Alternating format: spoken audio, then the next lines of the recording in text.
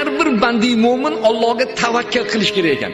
Biz Allohning mulkimizda nima bo'lishidan qat'iy nazar bismillahi tavakkaltu alalloh. Men butun ishimni o'zingga tavakkal topshirganman. Nima ixtiyor qilsang qilasan, egam. Faqat mendan rozi bo'lsang bo'ldi. Faqat gunohlarimni afv qilsang bo'ldi. Men Alloh taolo seni bandangman deb Alloh taologa mana shunday bir yaxshi niyatlar qilsangiz niyatingizga yetasiz.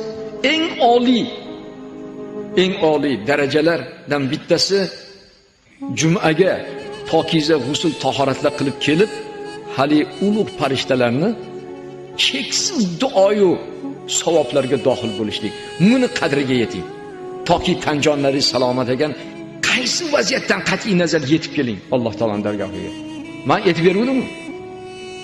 Agar meni ummatim namoz jumani darajasini naqadar oliy ekanligini bilganda edi,